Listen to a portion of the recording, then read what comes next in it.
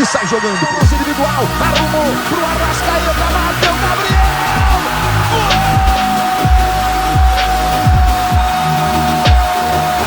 Sabe de quem?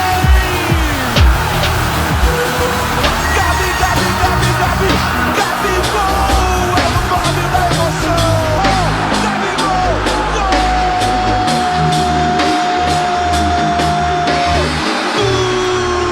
Flamengo! Não, nesse aspecto, eu penso um pouco como o Breler, mas é o seguinte, ele não falou só do Pedro, né? Ele falou do Bruno Henrique também, ele citou o Bruno Henrique. Sim. E assim, eu acho que, sabe também, Breler, a gente precisa parar um pouquinho de passar a mão na cabeça dos jogadores, sabe? A gente precisa ter o jogador precisa ter um pouquinho de responsabilidade, porque o ambiente do futebol é assim, quando perde, perde o treinador, quando ganha, ganha só o jogador nunca comete erros.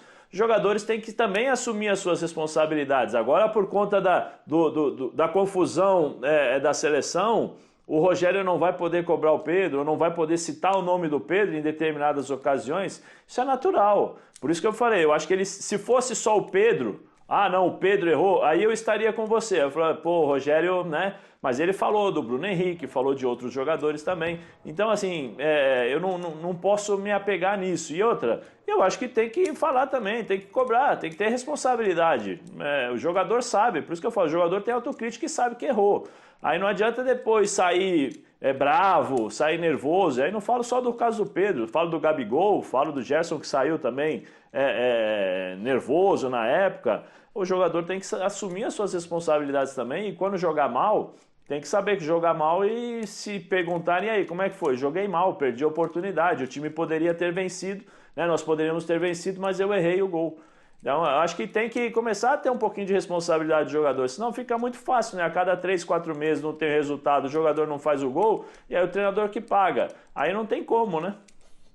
Agora, Pedro Ivo Almeida, eu vou levantar aqui uma discussão, que os haters já vão chegar na internet, eu já estou preparada para eles, mas eu quero te ouvir sobre o seguinte, tem essa questão da declaração, o Zé falou que não, beleza, isso é normal, pode cobrar o jogador, é um direito que ele tem, claro, não tem que deixar de cobrar o elenco que ele tem ali, né? Mas ontem no jogo, ele faz substituições, que são substituições basicamente que o Twitter, né, que as redes sociais, que os torcedores do Flamengo vinham pedindo. Ele coloca o Arão de volante, ele tira o Vitinho, ele tira o Michael, coloca o Thiago Maia ali, mas eu vejo como uma substituição mais normal, né? Tira o João Gomes e coloca o Thiago que tá voltando ainda da lesão. Como é que você enxerga essas modificações que ele faz no time? Já é uma tentativa do Rogério de olhar para a torcida e falar, eu tô fazendo o que vocês estão querendo. É uma perda de convicção ou não? Ontem era um jogo que pedia esse tipo de mudança que ele fez. Dani, boa noite pra você, boa tarde, quer dizer, né? Hoje na nossa Estão dando boa noite, 5h20, gente! Antes da idade, Dani, é a idade, Dani. É a idade. Boa noite ao Zé, ao Djalma, ao Breler, ao fã de esporte, mas antes de qualquer coisa, que bom tê-la de volta conosco. Obrigada. A verdade é essa, eu acho que nenhum assunto aqui é mais importante que a nossa saúde. Você, felizmente, foi lá, né? Sim. Teve seu positivo, teve sua Covid, mas voltou. Nem todos têm essa sorte e o alerta sempre para que todos se cuidem. Mas bom mesmo é que você está aqui com a gente. Sobre a sua pergunta, Pedro Ivo marcou juntinho, até uma coerência. Né, Dani? Tava ali, eu né? falei. Tava tudo bem. Preocupado com você, é verdade. Mas é com quem a gente gosta, ainda bem.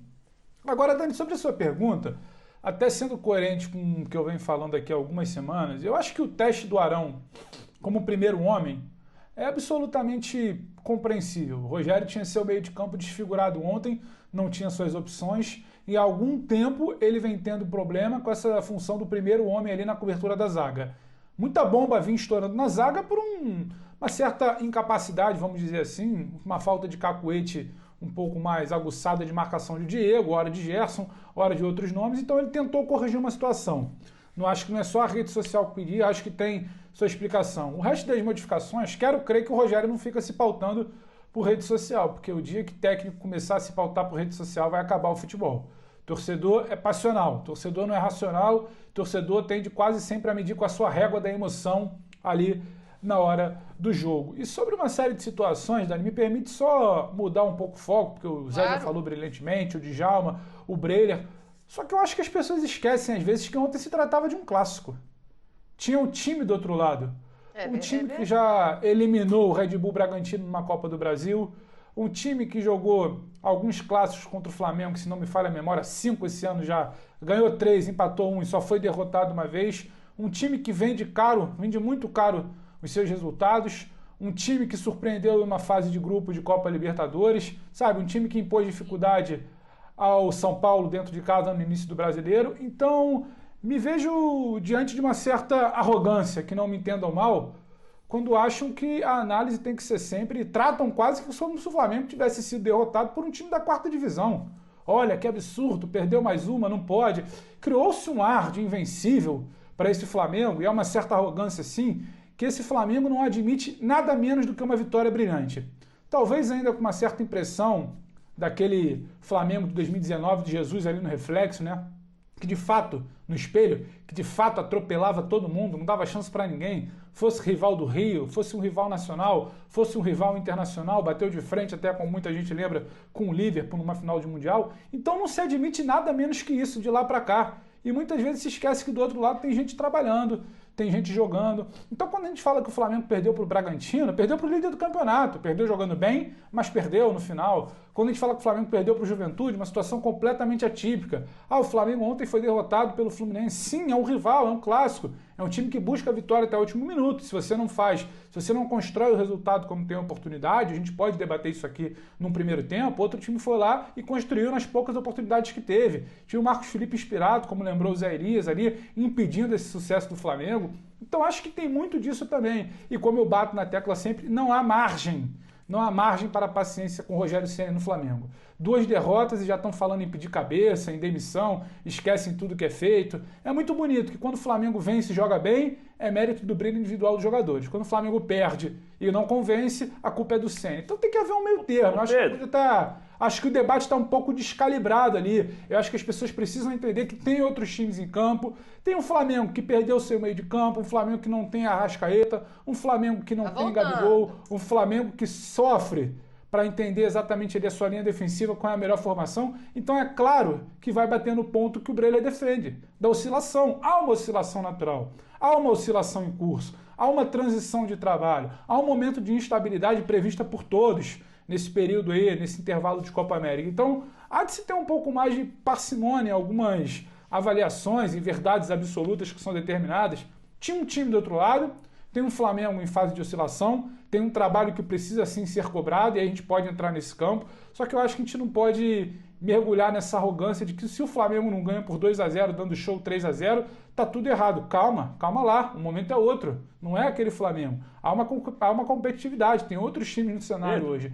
E acho que talvez resvalam muito nisso. Agora, sobre a coletiva do Rogério, achei um tanto quanto infeliz, e aí é quase que uma tônica, né? Nunca há uma autocrítica, sempre um erro de alguém, ou da arbitragem, ou da zaga, ou do ataque. Discordar do Zé também, vez, talvez ele não tenha sido feliz. Então, assim, tem muita coisa ali que precisa ser ajustada. Só que eu acho que as avaliações também precisam partir de uma premissa. Tem gente trabalhando, tem um time do outro lado, não vai ganhar com facilidade todos os jogos, o meio-campo foi esfacelado, as principais figuras ofensivas estão em suas respectivas seleções. Então acho que dá para calibrar um pouco esse grau de insatisfação, sabe? Esse alarde, como se tudo tivesse errado no Flamengo. Calma, tem muita estrada pela frente, Libertadores, Copa do Brasil, quase 30 rodadas de Brasileiro ainda, sabe? Sim, a gente tá vendo aí os números, Zé, para você mesmo, Zé, eu quero ouvir o Djalminha também, mas vai você, complementa aí o Pedro, já que ele discordou de você, só para variar, e já aproveita e pega esses números aí. Eu até concordei com o Zé, hein? Eu queria fazer uma pergunta, eu queria jogar como é que chama? O cacho, não é só a casca, eu queria o cacho de banana pro Pedro. Fala, uma Zé. bananinha para ele é pouco, é o cacho. Aquele com o coração embaixo ainda assim, ó, aquele verde com o coração ainda para ele se lambuzar. Ô Pedro, assim, à medida que nós estamos vendo essa questão do Rogério, né, falando agora seriamente, sem brincadeira, à medida que nós estamos vendo essa questão do Rogério, ela ser frequente, né, ela ser natural, isso é corriqueiro, ganhou, ninguém valoriza, perdeu, a culpa é toda do Rogério. Né, nós estamos vendo uma situação também agora que começou no São Paulo, O Crespo, eu acho que o Crespo hoje já começa, né? Teve uma reunião no São Paulo, 3 horas de reunião, cobrança interna e tal.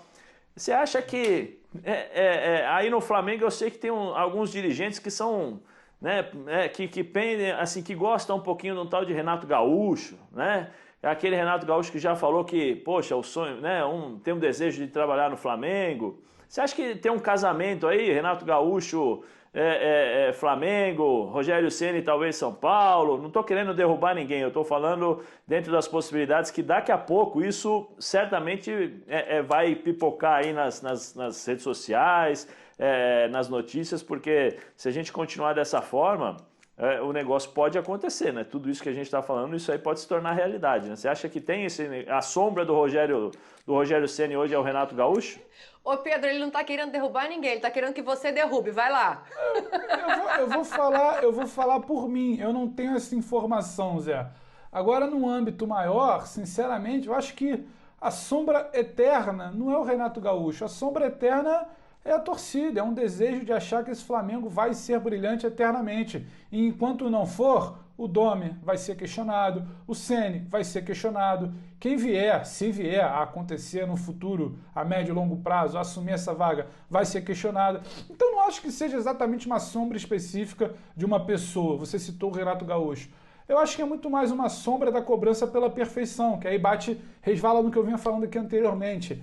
Essa torcida do Flamengo, e com toda a razão, ela se acostumou com brilhantismo, com protagonismo, com um jogo muito bonito e com uma soberania nos gramados ali brasileiros.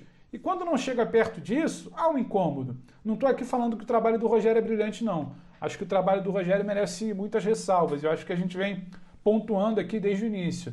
Seja naquela reta final de Brasileiro, que foi até campeão num jogo sem vitórias, seja na Libertadores, que começa com 3 vitórias, um desempenho ótimo, depois cai, muito questionado, seja nessa reta inicial de Campeonato Brasileiro, que não brilha, quando não consegue ali, sabe? Muitas vezes o Flamengo tinha um desempenho quase que pareado com o adversário e vencia. Agora o adversário equilibra e ele acaba perdendo. Então, acho que tem ressalvas. Acho que o Rogério precisa fazer uma autocrítica melhor após cada jogo. Acho que o Rogério ainda carece de uma leitura melhor das substituições de um segundo tempo, mas não é só ele, porque ele consegue montar um time muitas vezes no momento inicial do jogo, no primeiro tempo. Acho que tem muita coisa a ser debatida, mas não é a figura do Renato Gaúcho.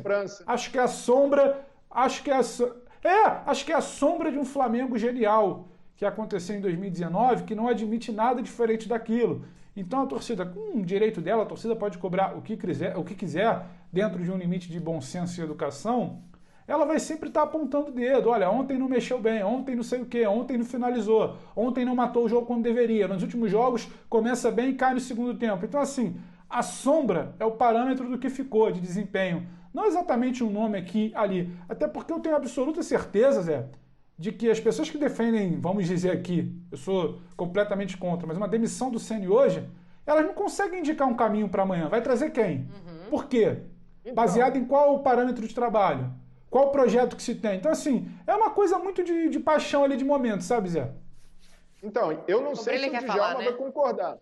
Não, o Djalma, que é o nosso símbolo aqui de futebol bem jogado, futebol arte, e eu vou jogar essa para ele também.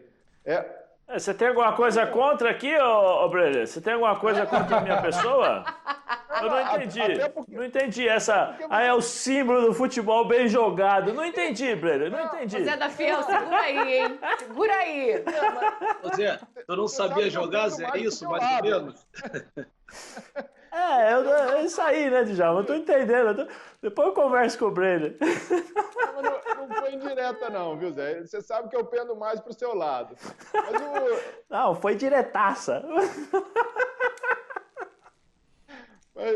Ô Pedro, tem um lado bom dessa cobrança. É óbvio que a gente gostaria que o torcedor modulasse a cobrança e que não fosse para essa linha, tá tudo ruim, tem que demitir, vamos trocar. Mas eu vejo que tem o ponto positivo do torcedor do Flamengo exigir mais que resultado, é justamente se desapegar dessa lógica. Se a gente fosse olhar só para o resultado, o Flamengo é campeão brasileiro, o Flamengo continua na briga pelo título, ainda está na briga de Libertadores, está classificado, ganhou Supercopa. Então, o balanço de resultados ainda é bom. Mas o outro lado disso mostra para qualquer treinador que chegar ao Flamengo no futuro que a exigência no Flamengo vai além de resultado. Não adianta só com esse bom time, com esse bom elenco, só ganhar, só entregar uma taça, só entregar uma vitória. É preciso muito mais. Então, nesse aspecto, eu acho boa a cobrança, que não descambe para isso, terra arrasada, que está tudo ruim, mas é bom que a torcida do Flamengo tenha colocado esse parâmetro.